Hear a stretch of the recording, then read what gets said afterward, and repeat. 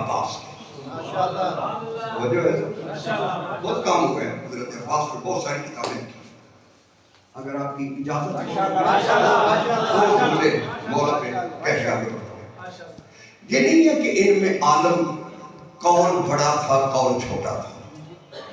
اللہ کا علم ہے، اسی کے وارث کو محمد کہتے ہیں، اسی کے وارث کو علی کہتے ہیں، اسی کے وارث کو حسن کہتے ہیں، بولو سے مثال، اسی کے وارث کو حسین کہتے ہیں، کیونکہ قرآن ورثہ ہے، یہ 14 اس کے وارث ہیں.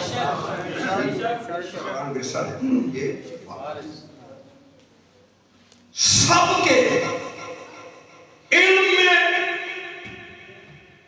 پیغمبر اکرم سے بڑا عالم کون ہوگا؟ پیغمبر اکرم، بولو صحیح میرے ساتھ، جس کے علم کا نام قرآن ہے. یار بولو تو صحیح. محمد مصطفیٰ کے علم کا وارث کون ہے؟ قرآن. قرآن جس کا علم ہے. پریشان بندوں کو دیکھ کر میں ایک جملہ بتانا چاہتا ہوں. جس کے اٹھنے کا نام قرآن ہے، جس کے بیٹھنے کا نام قرآن ہے، جس کے بولنے کا نام قرآن ہے، جس کے توجہ ہے چلنے کا نام قرآن ہے، جس کی حسین اداؤں کو اللہ نے قرآن بنا کر نازل فرمایا. کتنا بڑا وہ علم. لیکن پیغمبر نے دعویٰ سلمونی نہیں کیا. توجہ ہے صاحب، مولوی صاحب تشریف فرمائیں.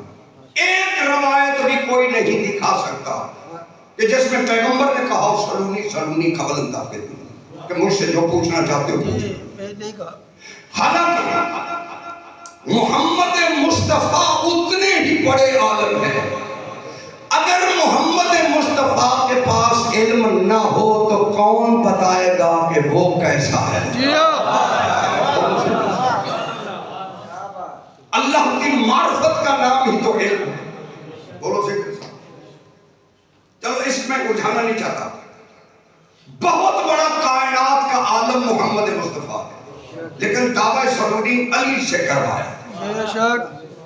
یہ الگ بحث ہے کہ کیوں کروایا، مگر کروایا علی سے. علی نے کہا سلونی سلونی اس لیے کہ اگر محمد مصطفیٰ سلونی کا دعویٰ کرتے تو کوئی نہیں تھا جو محمد کے دعوے کی تصدیق کرتا. کوئی بھی نہیں تھا جو محمد مصطفیٰ کے دعوے کی تصدیق کرتا. اب علی سے دعویٰ کروایا. علی دعویٰ کر رہا ہے، محمد تصدیق کر رہا ہے. جو علی کہہ رہا ہے وہی سچ ہے. اب جو بات آپ سے کرنا چاہتا ہوں یہ علم سب کے پاس ہے. اسی علم کا وارث حسن ہے، اسی علم کا وارث حسین ہے. توجہ کرو. اسی علم کا وارث زین العابدین ہے. آخری حجت تک ایک ہی علم کے سارے وارث ہیں. مگر یہ تہذیب آل محمد ہے، جب بڑا بول رہا ہو تو چھوٹا خاموش رہتا ہے. یہ نہیں کہ وہ جانتا نہیں ہے، وہ جانتا ہے، مگر جب بڑا بول رہا ہو. محمد مصطفیٰ جتنی دیر تک خطبے دیتے رہے علی خاموش رہے. جتنی دیر تک محمد مصطفیٰ خطبے دیتے رہے علی خاموش رہے. محمد مصطفیٰ نے پردہ کیا، علی نے خطبے دینے شروع کیے، حسن خاموش رہے. حسن بھی اتنا ہی جانتا ہے جتنا علی جانتا ہے. حسن بھی اتنا ہی جانتا ہے مگر حسن خاموش رہے. اب علی چلے گئے، حسن نے خطبے شروع کیے. حسین بھی اسی علم کا وارث ہے مگر حسین خاموش ہے. حسن بول رہا ہے، یہ تہذیب آل محمد ہے. بڑا بول رہا ہے، چھوٹا خاموش ہے. اور حسین جتنی دیر تک بولتے رہے عباس خاموش رہے. جتنی دیر تک حسین بولتے رہے ان کا ہر فرد خاموش خاموش رہا. چلو میں ایک جملہ کہنے لگا ہوں. اسی میں شعبان میں ہے شہزادہ قاسم کی آمد. شہزادہ قاسم جب نکلے ہیں میدان کربلا میں, جاؤ کربلا کی تاریخ پڑھو. شہزادہ قاسم بغیر زرہ کے نکلا ہے خیمہ سے, بغیر فوت کے نکلا. ایک ہاتھ میں تلوار ہے, ایک ہاتھ میں نیزہ. سب کے میں چھوڑا. یہ جشن تو لمبا ہے نا, 15 شعبان.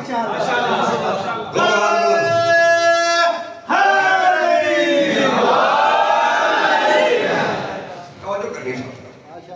جتنی دیر آپ برداشت کریں گے کچھ نہیں پڑھوں گا. تلوار ہاتھ میں ہے, نیزہ ہاتھ میں ہے. 13 سال کا ہے شہزادہ, خیمے سے نکلا. علماء نے لکھا بلا فرس ہے, بغیر گھوڑے کے نکلا. اب آپ کہیں گے گھوڑے پہ تو گیا ہے شہزادے قاسم کو خود حسین نے سوار کرا, مگر میں اس کی تاریخ آپ تک پہنچانا چاہتا ہوں. تاریخ کیا ہے؟ توجہ میری طرف کریں. چند لوگ ہیں جنہوں نے تاریخ پہ بہت عمیق بحث کی. توجہ ہے.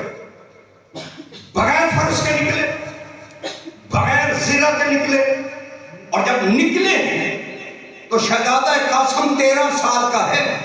9 لاکھ کے سامنے آستینیں الٹی. آستین وہی الٹتا ہے جو 9 لاکھ کو بتا رہے تم کون ہو, ہم کون ہیں. آستینیں الٹی, شہزادہ نکلا. توجہ میری طرف ہے. محمد بن اشعث جس نے امام حسن کا گھوڑا چرایا تھا, اس کی طرف حسین نے اشارہ کیا, وہ تیرے باپ کا گھوڑا لے کے جا رہا ہے. اب قاسم اسے کہتے ہیں جو 9 لاکھ کے دشمن میں گھس کے اپنے باپ کے گھوڑے کو چھین لے.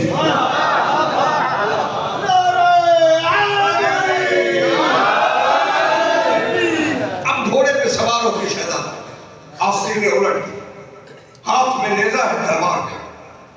لشکر کے سامنے, ابن سعد کے سامنے آگے کہا تمہیں پتا ہے کہ تم کس کے مقابلے میں آئے ہو؟ تمہیں پتا ہے کہ تم جوانان جنت کے سردار کے مقابلے میں آئے ہو, تم علی کے بیٹے کے مقابلے میں آئے ہو, تم بطول کے بیٹے کے مقابلے میں آئے ہو. یہ شہزادہ قاسم ہے جو حسین سے کچھ آگے نکل کے اب خطبے کا آغاز کر رہا ہے. خطبے کا اپنا تعارف کروانے کے بعد شہزادہ قاسم نے گھوڑے پہ دیکھا کہ اپنے جوتے کا ایک تسمہ کھلا ہوا تھا, اکثر پڑھتے ٹوٹا ہوا تھا, کھلا ہوا تھا. شہزادہ قاسم کی بہادری دیکھو, شجاع کتنا ہے. دیکھا 9 لاکھ کی طرف شہزادے نے پشت کی. پشت کرنا اس بات کی دلیل ہے کہ گھبراہٹ نہیں تھی. تسمے گانٹھا اور گانٹھ کے شہزادہ قاسم 9 لاکھ کے مقابلے میں کھڑا ہو کے کہتے ہیں تم قاسم کا مقابلہ نہیں کر سکتے, تم حسین کے مقابلے میں آ گئے. اور توجہ, یہ شجاعت ہے شہزادہ قاسم. توجہ فرمائیے. حضرت عباس کتنا بڑا شجاع ہے, گھوڑے پہ سوار ہو کے نکلا ہے. ایک ایک جملہ کہہ رہا ہوں ساری. گھوڑے پہ سوار ہو کر 9 لاکھ کے مقابلے میں جب حضرت عباس نے اپنا خطبہ شروع کیا, توجہ ہے سب, رسول کی زبان چوسی ہے حسن و حسین نے. توجہ ہے سب. ایک سلوات پڑھو بلند آواز میں.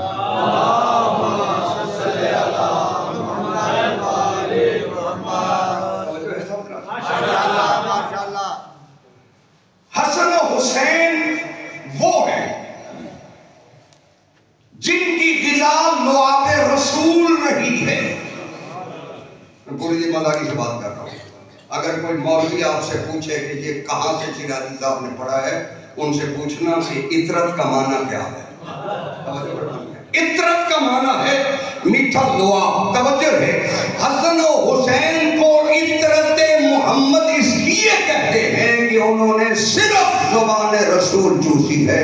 جو رسول کے علم کے وارث ہوں اسے حسن و حسین کہتے ہیں.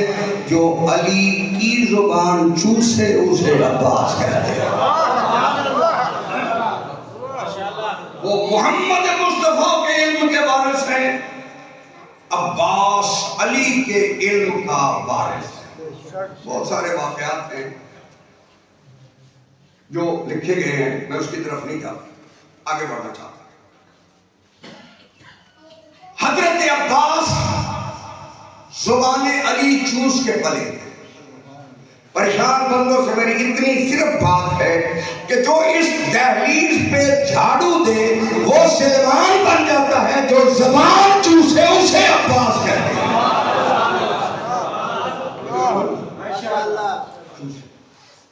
اسے عباس کہتے ہیں.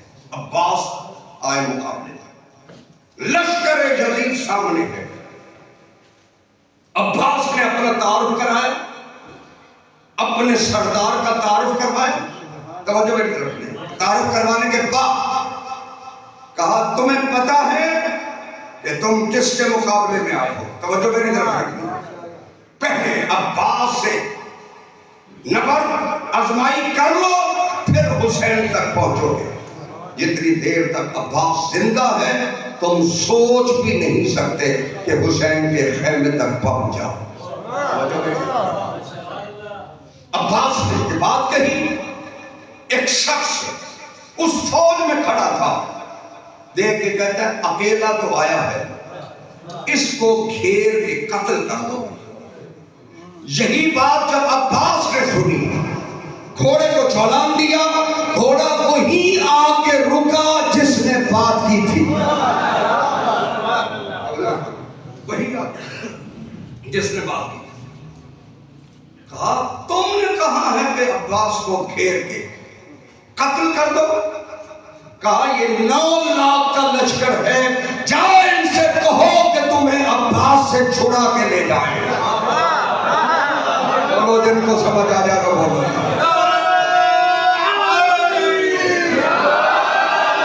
9 لاکھ کا لشکر ہے، اسے کہو کہ تم سے توجہ ہے تمہیں عباس سے چھڑا کے لے جائے. ان میں ہمت نہیں ہے. اور مولا عباس دیکھ کے فرماتے ہیں آج تک تو نے کوئی ایسا عقل مند بندہ دیکھا ہے کہ وہ مچھلی کو دھمکی دے کہ تجھے میں پانی میں ڈبو دوں گا، تو ہمیں ماں سے ڈراتا ہے.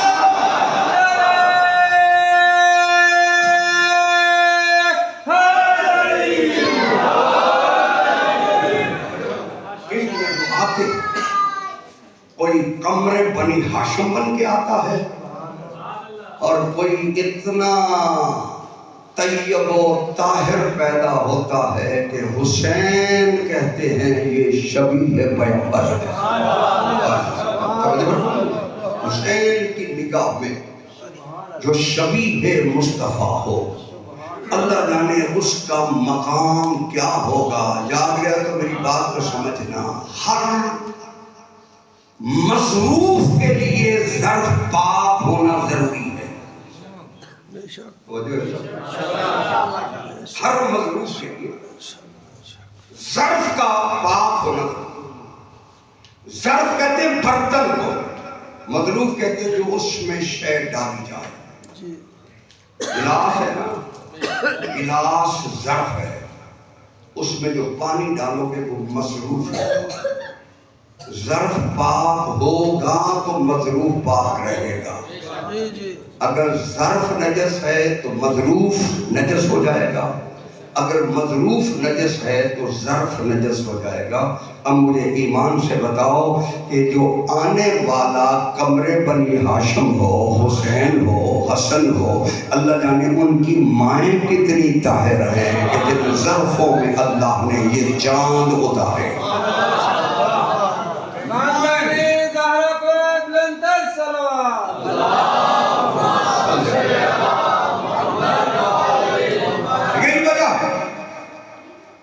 کہ یہ آج کی شب توجہ ہے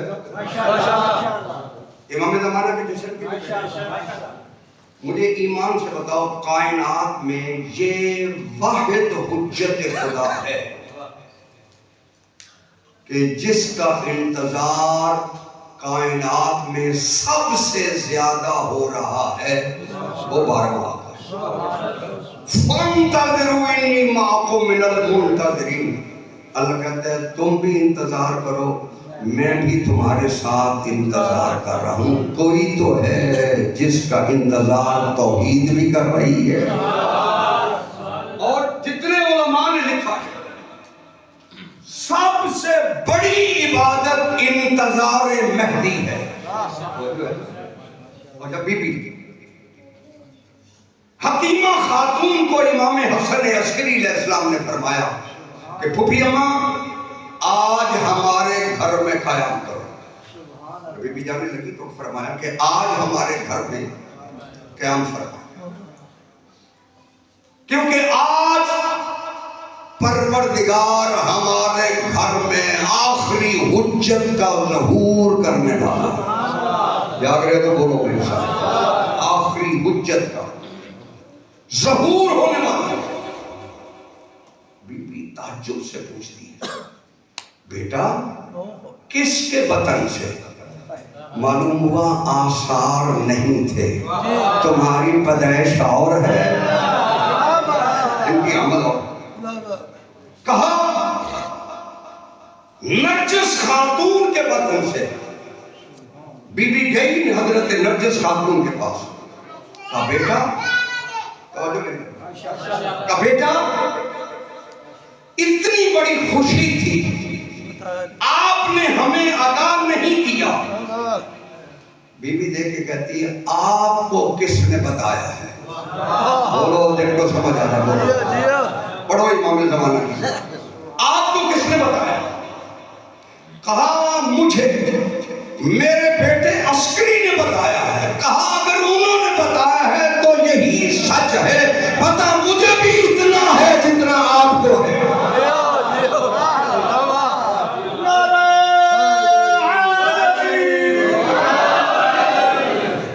جب وقت ہوا توجہ ہے بی بی نماز تہجد کے لیے اٹھی، نماز شب ادا کی، شب ادا کرنے کے بعد توجہ ہے بی بی نے نماز پڑھی۔ بی بی حکیمہ خاتون دیکھ رہی ہے، کہا اتنے میں طلوع آفتاب سے پہلے اور طلوع فجر کے بعد میں نے دیکھا کہ نرجس خاتون کے پہلو میں ایک بچہ سجدہ کر کے کہہ رہے ہیں اشہد ان لا الہ الا اللہ، اشہد ان لا الہ الا اللہ وحدہ لا شریک لہ واشہد ان محمدا عبدہ ورسولہ۔ اس معصوم نے ہر معصوم کی گواہی دی۔ اب میں بات آپ سے جو کرنا چاہتا ہوں، جس کے لیے میں نے اتنی آپ کے لیے کوشش اور محنت کی ہے، اب مجھے ایمان سے بتاؤ جو آتے ہی سجدے میں سر رکھ رہا ہے اسے سجدے کا کس نے بتایا؟ بولو سے جس نے آتے ہی سجدے میں سر رکھا ہے۔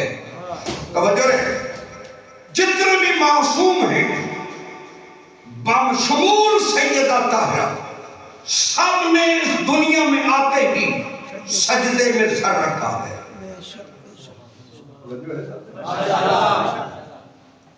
جوادی صاحب موجود ہیں مسجد، ان سے پوچھنا کہ سجدے کے لیے جگہ کا پاک ہونا ضروری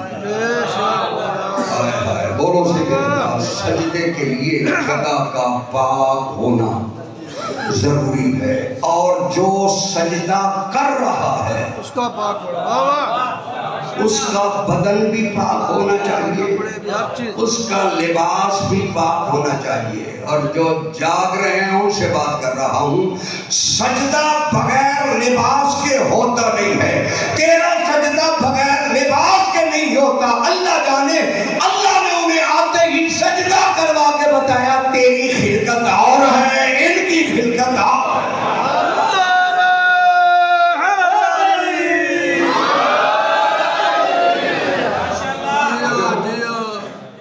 آتے ہی علی نے بھی سجدہ کیا, سیدہ طاہرہ نے بھی سجدہ کیا, بولو سیدہ, اور سب کی زبان پہ یہی جملہ تھا, اشہد ان لا الہ الا اللہ.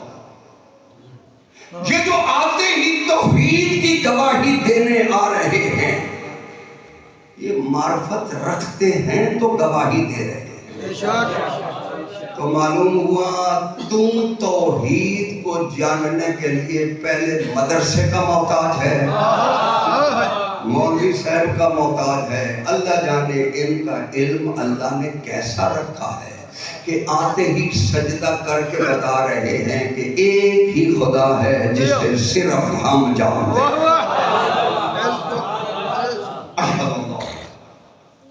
اب توجہ میری طرف رکھیں.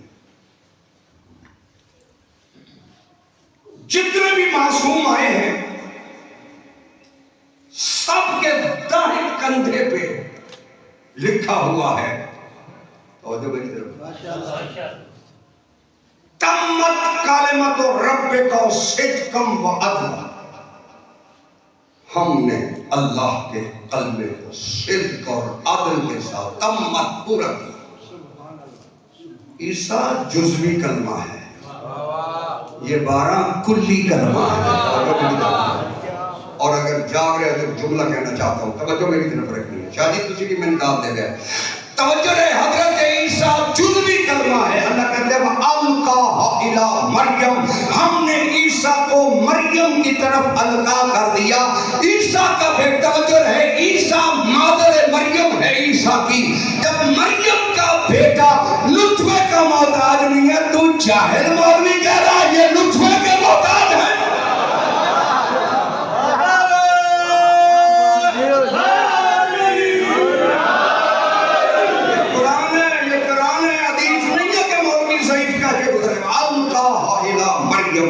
ہم نے عیسیٰ کو مریم کی طرف القا کر دیا. توجہ ہے سب. اب عیسیٰ کلمۃ اللہ ہے, ایک جزوی کلمہ, منہ کا لفظ استعمال, جزوی کلمہ. تمت کلمۃ ربک صدقا وعدلا, یہ مکمل کلمہ ہے جو صدق اور عدل کے ساتھ اللہ کہتے ہیں ہم نے پورا کر دیا. اب توجہ میری طرف, تیرے ہر معصوم کے لیے توجہ رہے, یہ روایت ہے کہ ان کے کندھے پہ لکھا ہوا تھا تمت کلمۃ ربک صدقا وعدلا. اور امام زمانہ کے لیے تو تمام متفق ہیں اس بات پہ کہ ان کے دوسرے کندھے پہ لکھا ہوتا جاء الحق وزهق الباطل ان الباطل کان زہوقا. توجہ ہے سب. یہ آیتیں لکھی ہوئی ہیں ہر آنے والے معصوم کے کندھوں پہ, ٹھیک ہے. اب مجھے ایمان سے بتاؤ مولانا صاحب, جتنے بھی معتبر ہوں, جتنے بھی باعزت ہوں, جتنے بھی مکرم ہوں, جتنے بھی اعلیٰ و عرفہ مقام پر ہوں, جتنے پرہیزگار متقی ہوں, وہ بغیر وضو کے قرآن کی آیت کو ہاتھ نہیں لگا سکتے. تھکے ہوئے مجلس سے کر رہا ہوں, وہ میرے خیال میں ٹائم زیادہ ہو گیا. ایک صلوات پڑھے بلند آواز سے بولو.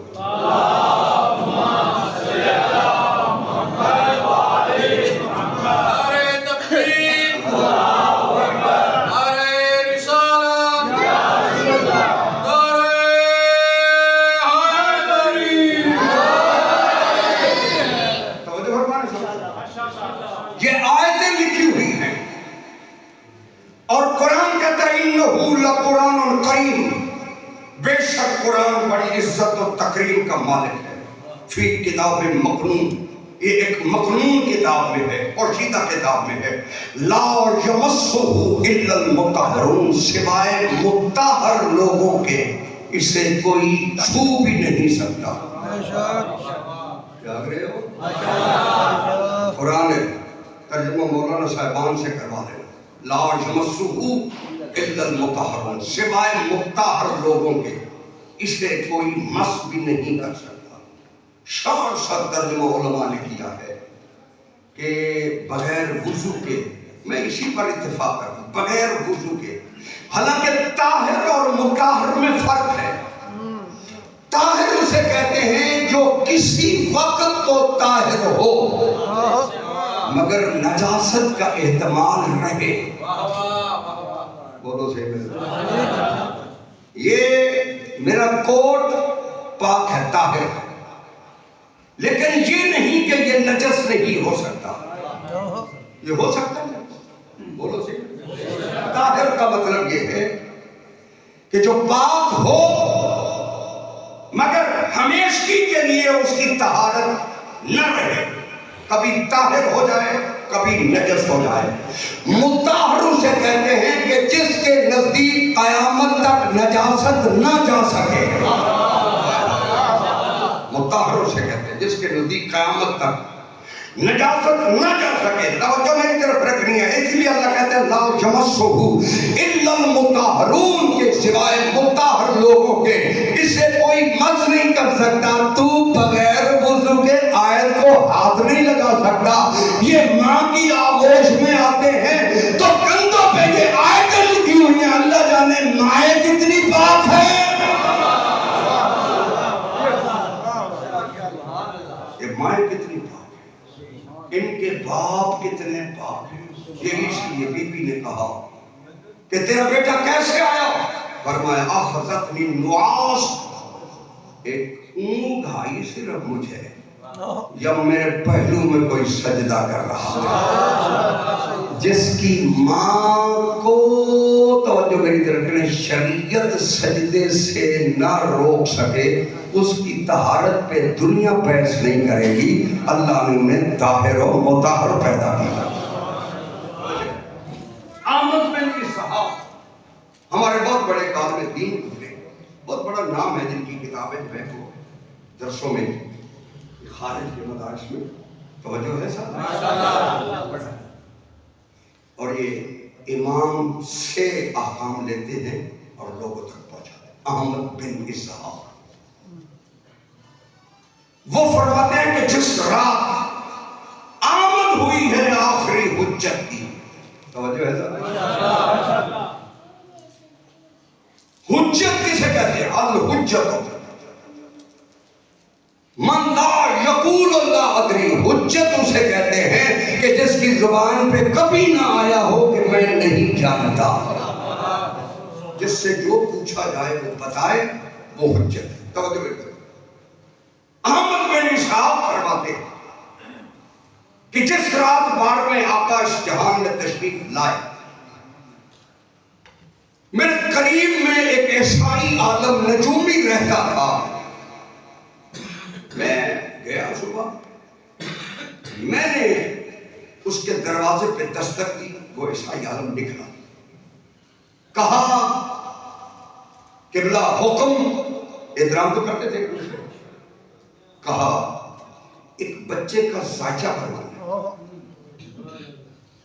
دیکھو کہتے ہیں کوئی مسئلہ نہیں، زائچہ تو ابھی بن جائے گا. کاغذ قلم لیا اور زائچہ بنانا شروع کرنے کے لیے فرمایا کہ تاریخ بتاؤ. دے کے فرمایا بروز جمعۃ المبارک 255 ہجری. 255 ہجری، طلوع آفتاب سے پہلے، طلوع فجر کے بعد. توجہ فرمائیے. ہجری بھی بتایا، دن بھی بتایا، وقت بھی بتایا. کہا اس وقت میں بچہ پیدا ہوا، اس کا زیچہ بنا. انہوں نے کاغذ قلم اٹھایا اور زیچہ بنانا شروع کیا. زیچہ بناتے ہیں پھر مٹا دیتے، پھر زیچہ بناتے، پھر وہ عالم مٹا دیتے. اور کچھ دیر کے بعد کہا احمد بن اسحاق تو اتنا بڑا عالم ہے، ذمہ دار قوم کا عالم، تجھ سے مجھے یہ توقع نہیں تھی کہ تو مجھ سے مذاق کرے گا. دیکھے کہا میں نے مذاق تو نہیں کیا. دیکھ کے کہا کہ جس بچے کے بارے میں تو نے وقت، ٹائم اور یہ دن بتایا ہے، اس وقت بچہ پیدا ہو ہی نہیں سکتا. اس وقت میں پیدا نہیں ہو سکتا۔ انہوں نے کہا کیسے؟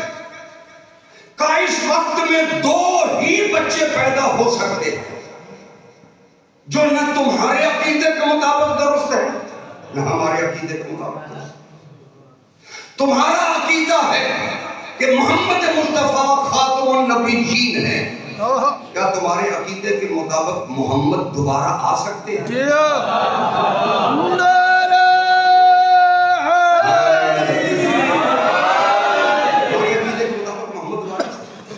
نہیں، محمد تو ایک ہی آئے، وہ خاتم النبیین تھے۔ کہا تمہارے عقیدے کے مطابق بھی اس وقت نہیں آ سکتا بچہ، اور ہمارا بھی عقیدہ یہ ہے کہ توجہ رہے، اس وقت وہ بچہ پیدا ہو سکتا ہے جو عیسیٰ کا باپ ہو۔ عیسیٰ کا باپ بھی نہیں ہو سکتا۔ توجہ رہے، پھر تو نے مذاق کیا ہے، جب نہ محمد آ سکتے ہیں نہ عیسیٰ کا باپ آ سکتے ہیں، اسی وقت آمن بن اسحاق نے اس کی پیشانی کو چوما، کہا تیرا زیچہ ٹھیک ہے، آج ثانی محمد آیا ہے۔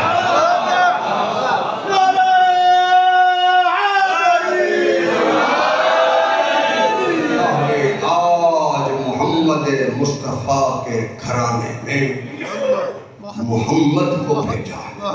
میرے پروردگار، تجھے واسطہ ہے ان ہستیوں کا، ہماری اس عبادت کو قبول فرما۔ جتنے حاضرین موجود ہیں آج کی شب کے صدقے میں، میرے مولا ان کی جھولیاں بھر دے۔